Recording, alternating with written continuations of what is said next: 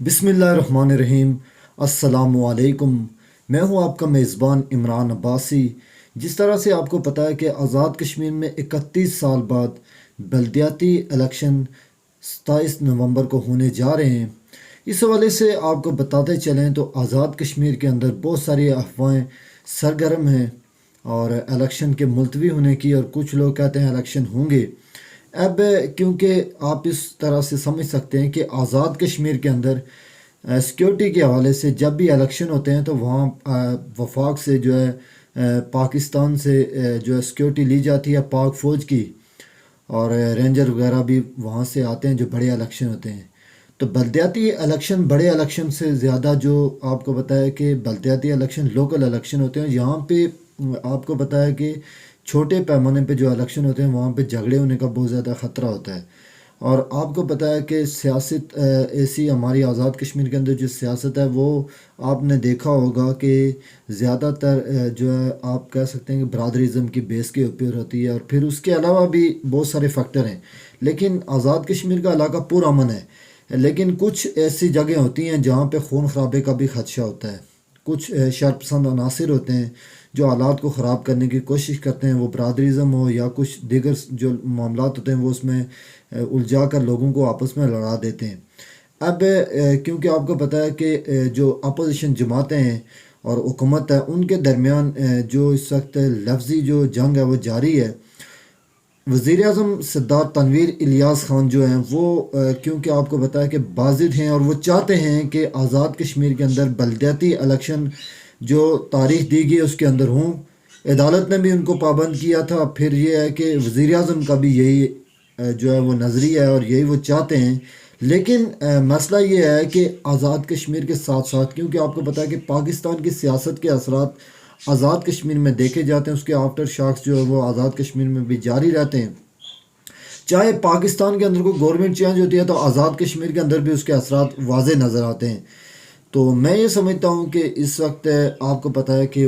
اسلام آباد کے اندر جو سیکیورٹی کے حالات ہیں، اسلام آباد کے اندر پاکستان کے اندر جو سیاسی کشیدگی ہے، جو اس وقت پاکستان کے حالات ہیں، اس کو مد نظر رکھتے ہوئے جس طرح سے وفاق نے جو الیکشن کمیشن کی جو سلیریہ صاحب ان کی ملاقات ہوئی تھی وزیر داخلہ سے، تو انہوں نے 18,000 کی نفری مانگی ہے، جبکہ 40,000 32 سے 40,000 جو آزاد کشمیر کے اندر جو ہے نفری کی ضرورت ہوتی ہے سیکیورٹی کی۔ تو وفاق کے جو وزیر داخلہ ہیں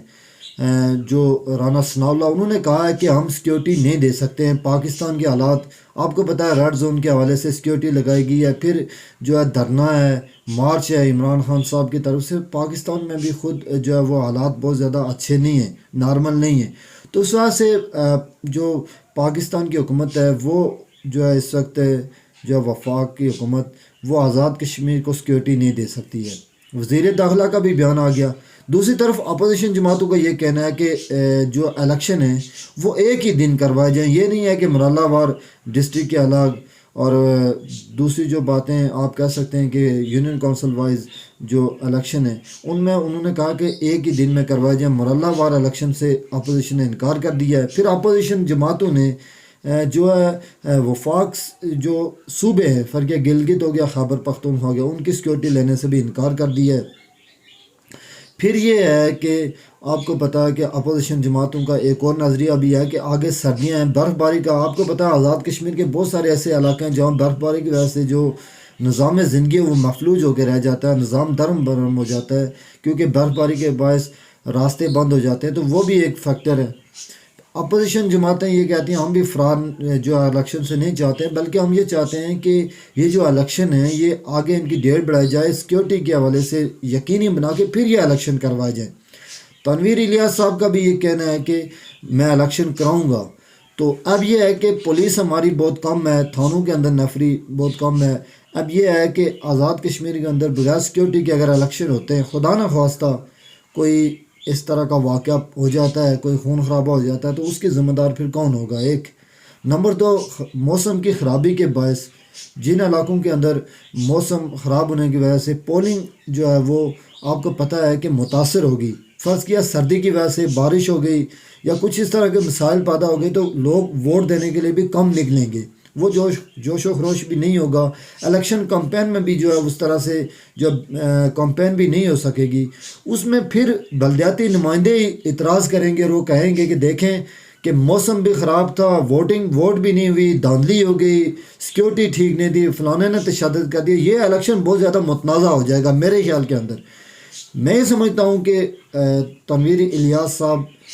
جو وزیر اعظم آزاد کشمیر ہیں، ان کو چاہیے ہے کہ دیکھیں آپ تھوڑا سا اس کے اوپر پورا ورک کر کے یہ کام کریں، تاکہ بعد میں کسی کو یہ شکوہ نہ ہو اور یہ نظام بدنام نہ ہو۔ بلدیاتی نظام بہت اچھا نظام ہے، اس میں عوام کے جو اختیارات ہیں ان کو منتقل ہوتے ہیں نچلی سطح کے اوپر۔ عام آدمی جو ہے وہ ٹوٹی کھمبے کی جو سیاست ایم ایل ایز نے مچائی ہوئی ہے وہ ختم ہوتی ہے۔ ایم ایل ایز کا کام یہ ہے کہ ہماری عدالتوں کے اندر جس طرح سے لوگوں کو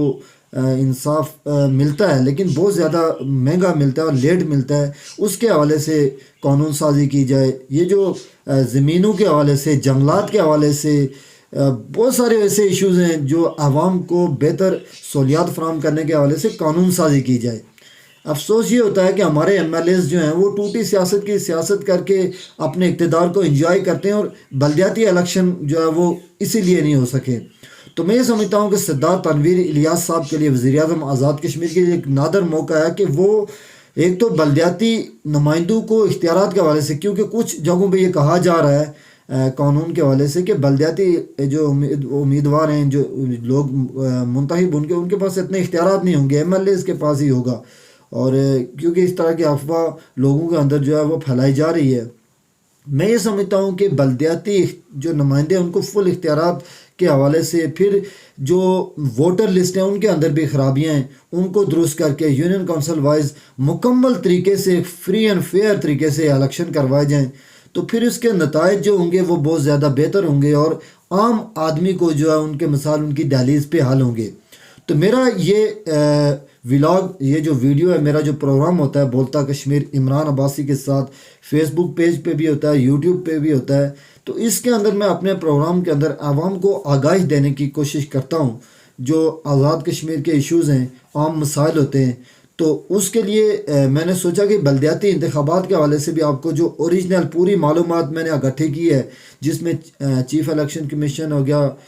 پیچھے بھی آپ میری ویڈیو دیکھ سکتے ہیں، بلدیاتی انتخابات کے حوالے سے اپوزیشن ہو گئی، پھر وزیر داخلہ ہو گئے، وزیر اعظم آزاد کشمیر ہو گئے، ان کے تمام کے موقف جو ہیں وہ میں نے آپ تک پہنچائے ہیں مختصر انداز میں۔ تو میں نے اپنے بھی ایک تجزیہ دیا، اپنی بھی ایک رائے دی ہے کہ بلدیاتی انتخابات کے حوالے سے کیا مزید ضرورت ہے۔ تو میں یہ سمجھتا ہوں کہ آپ تمام لوگ بھی، جو لوگ ہمارے جو نمائندے ہیں، بلدیاتی نمائندے ہیں، وہ یہ سمجھتے ہیں کہ اگر اس طرح سے اگر آپ کے جو مسائل ہیں، فرض کے یہ الیکشن ہو جاتے ہیں، پھر آپ لوگوں کے اگر اس کے اندر الیکشن کے اوپر اعتراضات ہوں گے تو یہ بدمزگی سی ہوگی، اور پھر لوگوں کے مسائل بھی حل اس طرح سے ہوتے ہوئے نظر نہیں آئیں گے۔ تو میں ایک بار پھر وزیر اعظم آزاد کشمیر سے یہ اپیل کروں گا کہ وزیر اعظم صاحب، آپ اکثر جو ہے وہ یو ٹرن لے لیتے ہیں، بہت سارے معاملات ہیں جہاں پہ آپ نے تقاریاں کی، جو آپ نے کی وہ پھر آپ اس پہ واپس پلٹے۔ آپ جو کام کریں، آپ کا یہ بہت اچھا جو اقدام ہے، عوامی اقدام ہے جو بلدیاتی انتخابات کے حوالے سے، تو میں سمجھتا ہوں کہ آپ وہ کام کریں جس میں آپ کو واپس یو ٹرن نہ لینا پڑے، بہتر طریقے سے آسان میں آپ کو الفاظ میں بتاؤں کہ آپ مکمل حکمت عملی سے کام کریں جس کے اندر بعد میں کوئی پرابلم نہ ہو۔ تو ناظرین، میں اسی پہ آپ سے اجازت چاہوں گا، مجھے اس وقت کے لیے اجازت دیجیے، اللہ حافظ۔